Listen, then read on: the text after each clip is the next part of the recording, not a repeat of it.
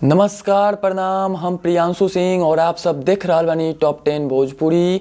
और आज आप सबके बीच में लेकर आ गई बनी 2 फरवरी के शाम के 8 बड़ी खबर जो जुड़ल बाटे हमनी के भोजपुरी इंडस्ट्री के सुपरस्टार के तरफ से। तो वीडियो के शुरू से लेकर अंत तक देखत रही, वहीं बढ़ जाओ वीडियो की ओर। तो सबसे पहलका खबर निकल के आ रहल बाटे, उ आ रहल बाटे खेसारी लाल यादव जी के तरफ से। जी आप सबके बता दें कि खेसारी लाल यादव जी के बहुत जल्द आप सबके बीच में एक गाना रिलीज होखे वाला बाटे, जोन गाना के बोल बा जो चुम्मा देगी वही जीतेगी। जी आप सबके बता दी कि गाना जोन की आप सबके बीच में 3 फरवरी के यानी कि कल आप सबके बीच में सुबह 7:15 में खेसारी लाल यादव जी के आपन चैनल खेसारी म्यूजिक वर्ल्ड से ई गाना होखे वाला बाटे रिलीज। वहीं आप सबके बता दी कि अभी ऑडियो सॉन्ग रिलीज होता है, एक वीडियो सॉन्ग के भी शूटिंग कंप्लीट हो चुकल बा। जैसे ही ऑडियो सॉन्ग के 2-4 दिन के बाद आप सबके वीडियो सॉन्ग भी सुने के मिल जाई और देखे के मिल जाई। वहीं बढ़ जाओ दूसरा खबर की ओर। तो दूसरा खबर निकल के आ रहल बटे पावर स्टार पवन सिंह जी के तरफ से। आप सबके बता दी कि पवन सिंह जी के एक गाना रिलीज भी रहे आज से 4-5 महीना पहले, जोन गाना के बोल बा नजर मिलावा बबुआन से, जोन की गाना के लेके बहुत सारा बात उठा रहे, बहुत सारा ई गाना के लेके विवाद भी उठा रहे। जोन ई गाना बाटे वो अभी तक यूट्यूब पर 23 मिलियन व्यू क्रॉस कर चुकल बाटे और ई गाना के डाल गई रहे PRA फिल्म पे। वहीं बढ़ जाओ तीसरा खबर की ओर। तो तीसरा खबर निकल के आ रहल बटे दबंग स्टार खेसारी लाल यादव जी के तरफ से। जी आप सबके बता दी कि खेसारी लाल यादव जी के एक गाना जो कि अभी से 4-5 सप्ताह पहले रिलीज की रहे, जोन गाना के बोल बा नजर, जोन गाना के बोल बा धोखेबाज हो गया। जी आप सबके बता दी कि जोन वीडियो सॉन्ग बटे एक अभी तक 22 मिलियन प्लस व्यू हो चुकल बाटे और एक और जोन व्यू बटे बहुत तेजी से बढ़ रहल बाटे और ये बहुत अच्छा वीडियो रहे, ए चलते कर जबरदस्त व्यू मिलत नजर आ रहल बा। और ई गाना वीडियो सॉन्ग के आप सबके बीच में रिलीज की रहे SRK म्यूजिक से। वहीं बढ़ जाओ चौथा खबर की ओर। तो चौथा खबर निकल के आ रहल बटे प्रमोद प्रेमी यादव के तरफ से। जी आप सबके बता दी कि आज से 3-4 दिन पहले के शाम के बड़ी खबर में बतैले रही कि प्रमोद प्रेमी यादव के बहुत जल्द एक गाना 100 मिलियन व्यू क्रॉस करे वाला बाटे। जी आप सबके बता दी कि वो वीडियो 100 मिलियन प्लस व्यू हो चुकल बाटे और वो गाना के बोल रहे छोटी तोहरा चोटी से चोट लागता, जो कि बहुत जबरदस्त हिट भी रहे हमनी के भोजपुरी इंडस्ट्री में। आप सबके बता दी कि 100 मिलियन प्लस व्यू क्रॉस कर चुकल बा। वहीं एक गीत के लिख रहन कृष्णा बेदर्दी और गाना के रिलीज के लिए रहे SRK म्यूजिक से। वहीं बढ़ जाओ पांचवा खबर की ओर। तो पांचवा खबर निकल के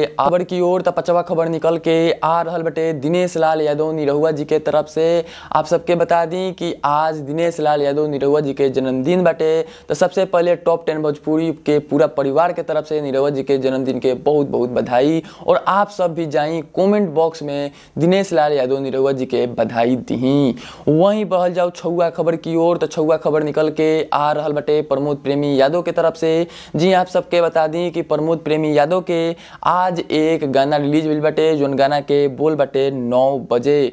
जी आप सबके बता दी कि गाना के बोल हटे 9 बजे और ई आप सबके बीच में सुबह में ही रिलीज हो चुकल बा। तो अभी तक आप सब ई गाना के नहीं सुन ले तो आप सब जाके वर्ल्ड वाइड रिकॉर्ड भोजपुरी पे ई गाना सुन सकता नहीं जा। बहुत खूबसूरत गाना बाटे और बहुत जल्द यू भी गाना जोन बाटे हिट होखे वाला बाटे, क्या जबरदस्त कॉन्सेप्ट लेके आइल बने प्रमोद प्रेमी यादव जी।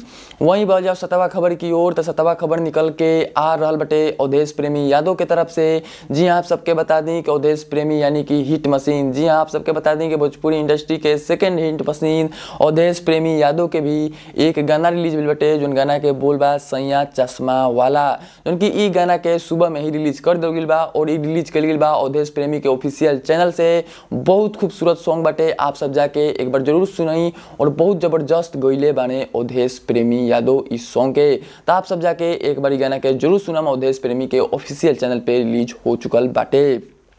वहीं बढ़ जाओ 8वां और आखिरी खबर की ओर। 8वां और आखिरी खबर निकल के आ रहल बटे अक्षरा सिंह जी की तरफ से।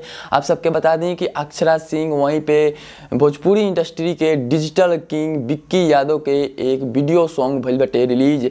जी आप सबके बता दें कि डिजिटल किंग विक्की यादव और अक्षरा सिंह गाना के नहीं गिले बल्कि एमे फीचर भइल बाड़ी लोग और ई गाना के रिलीज कल गिल बा सुजय रिकॉर्ड पे। जी आप सबके बता दें कि अभी से 7 घंटा पहले रिलीज कर दिल बा, अभी तक मात्र 50,000 ही आदमी देखले बने। तो आप सब जाके सुजेत रिकॉर्ड पे ई गाना के सुनी और ढेर सारा प्यार दी। और बहुत ज़बरदस्त गाना बाटे, हिंदी में ही गाना बाटे और बहुत ज़बरदस्त एक्टिंग के लिए बने डिजिटल किंग विक्की यादव, वहीं पे अक्षरा सिंह जी। तो आप सब जाई एक बार जरूर सुनम।